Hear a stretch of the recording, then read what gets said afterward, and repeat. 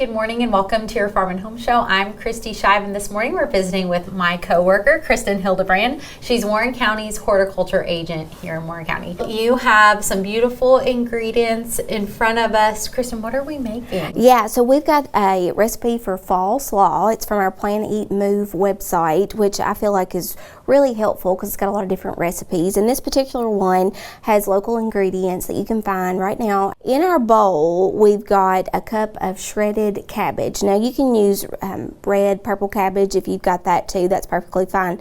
But what we've done is we've gone ahead and shredded this in a food processor so that way that we can get it nicely shredded. And so you'll just kind of have to follow the label ingredients according to how your processor is. So that's a cup of shredded cabbage. Kristi, I was going to see if you would go ahead for our next ingredient, if you'll go ahead and dump in 10 ounces of Brussels sprouts. Okay. Brussels sprouts are my favorite. I know not everybody enjoys Brussels sprouts, but it's a really good fall crop that you can grow in the gardening season, and it adds a ton of, rich nutrients and vitamins for us. So there's 10 ounces, and again, we've run that for the food processor.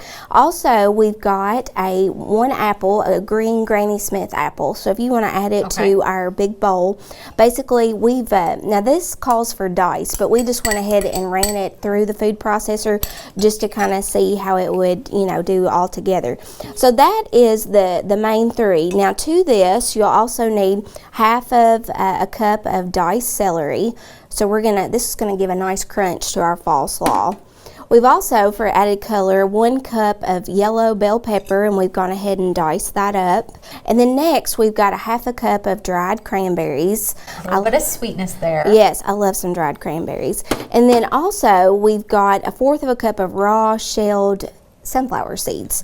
So we're just going to add that on top. Now, just to kind of incorporate this all together, Kristi, we're going to take our tongs here and just kind of work it through so that way it's nice and incorporated. Some ingredients that we typically don't see thinly sliced like this, so I think this is going to be really delicious. I think so too, and I really do enjoy coleslaw. So I'm just going to set this aside for just a second.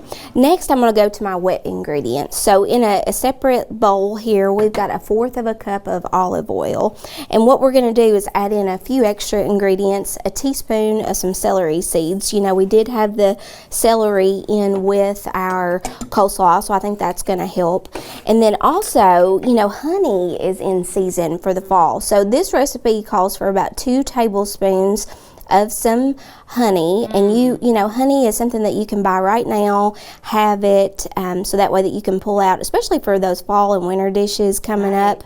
And it makes a great Christmas gift. Yeah, honey seems to be in a lot of recipes in the fall and in the summer, but it's just one of those staple ingredients that's great to have on hand. Yes. All right, so we're also going to add 2 tablespoons of some fresh lemon juice. And this basically, the honey, the olive oil, the celery seed, a little bit with the lemon juice we just added, this is going to be our dressing ingredients. So I'm going to give this a nice whisk until it's nice and incorporated.